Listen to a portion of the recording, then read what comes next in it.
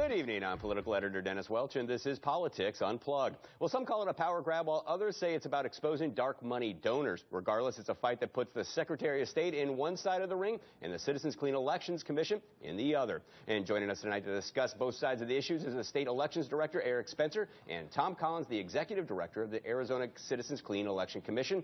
And Mr. Collins, let's start with you. Why are you fighting to expose this dark money donor group? The Supreme Court has already ruled on this. Well, Dennis, you know, the Supreme Court in Citizens United, which I think many of your viewers are probably familiar with, said that corporations are able to spend money out of their general treasury to influence elections, and that's fine, and I think that everybody accepts that that's the law. But the Citizens United decision made clear that disclosure of information about elections, whether it be the expenditures or the donors, is an important part of informing voters about who's vying for their vote. It's part of the marketplace of democracy. That's something that the voters put in place through the Citizens Clean Elections Act. They put in place a mechanism to try to make sure that we're getting the kind of disclosure that we need, and so the Commission is doing its voter-mandated duties. And Mr. Spencer, let's get with you. Why would you support something like this? I mean, dark money donors, I mean, who wants to support dark money, right? Well, Dennis, the issue is not how we regulate dark money, but who gets to regulate it. And the Secretary of State is the officer in charge of elections in Arizona, according to the Constitution. On the other hand, the Clean Elections Commission has a completely separate, much more narrow mission.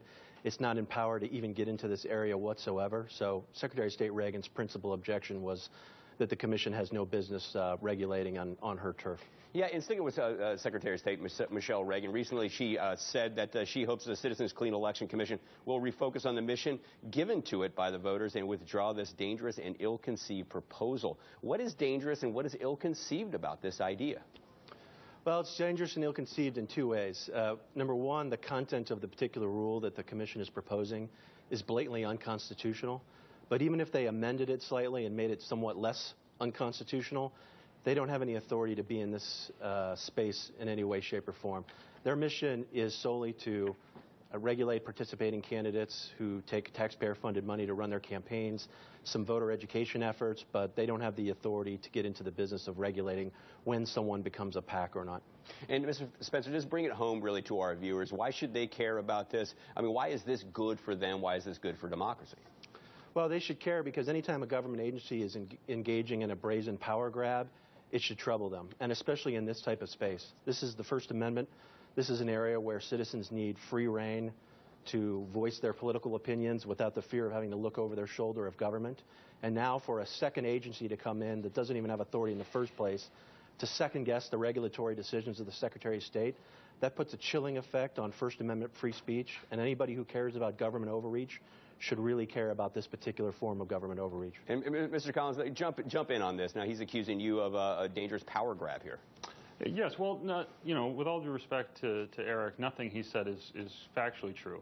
The Clean Elections Act was enacted by the voters, and the voters gave the Clean Elections Commission the authority to work to secure that we would have an elections free from corruption and a politics that people can participate in. And so that's what the Commission is doing. It's performing its voter mandate.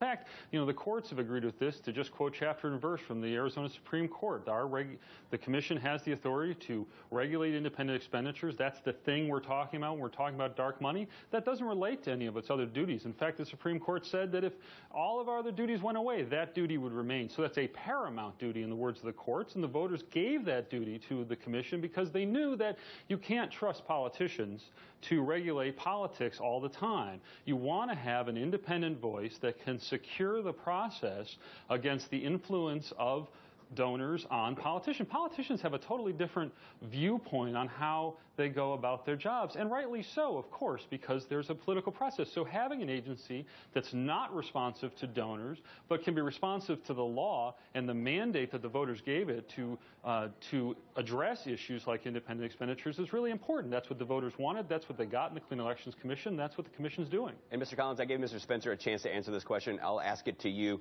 Bring it home to our viewers. Why should they care? How is this going to impact their lives, this dark money, these so-called dark money donations? Well, the issue with dark money is that What we have is a campaign system that I think everybody agrees has gone from one that used to be a little bit creaky to one that's really got problems. I mean, we had in the 2014 election the most expensive, least transparent election in state history. I think everyone agrees that that was something that we should be working on, and we're actually looking forward and hoping that the Secretary of State will weigh in a constructive way in the open rulemaking process we have. Everybody, in fact, is invited to comment to the Commission at the Commission's website, azcleanelections.gov. But the reason why this matters is because, as Justice Kennedy pointed out in Citizens United, when you don't know who's contributing to the elections, and you don't know who's making the expenditures, then you don't know who's really vying in the marketplace of ideas. And that comes home on policy, for example, at the legislature. If you know that such and such an interest has been the advocate for a candidate over the course of years, and that candidate uses a specific tax break for that group, that's information voters are entitled to know. That's the kind of thing that Justice Kennedy said is specifically part of First Amendment interest. The government has an interest in providing for the public, and the public has an interest in receiving, under the First Amendment, information so they understand how decisions are being made in government. You can't get a politics free from corruption unless you have information. All right. Now, I want to get you a chance to get in on this, Mr. Spencer, to respond to some of those comments Mr. Collins made. He did say that, with all due respect, that you gave a lot of information that wasn't factual. Well, I respectfully disagree with my friend Tom. I think he's mistaken his commission's role for the Republic of California. You know, in that state, their Secretary of State is divided in responsibility from the Political Fair Practices Commission. They've got a dual setup there where this commission is set up to regulate candidates and dispense opinions. That's not what the Clean Elections Commission was set up to do. It was passed way back in 1998, 12 years before the Citizens United decision came down by the Supreme Court. There was no such thing as dark money. The only thing the voters were interested in when they passed Prop 200 in 1998 was curbing direct contributions to candidates. But the independent expenditure problem that Mr. Collins and his commission are attempting to regulate now was not at issue in that initiative in any way, shape, or form. Dark money was not even a term that existed in popular lexicon. So for the commission to think that it has authority over this is really disingenuous. Their authority is much more circumscribed. Dennis, that is simply false.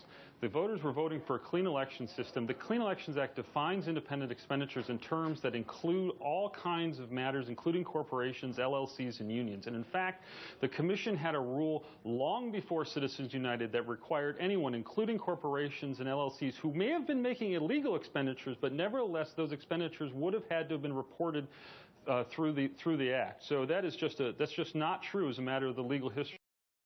The voters voted for a clean election system that looked at both independent expenditures and candidate contributions as well as public financing. It's all part of the package. It's all part of the clean election system. The Commission had a rule on the books expanding and explaining that for years, and so that's just not true. And so, Mr. Collins, what exactly do you want? As of right now, existing law requires any groups interested in influencing an election to form a committee, file expense reports, and disclose its donors. What do you want? Well, I think this is actually a point on which I think that Eric and I probably largely agree.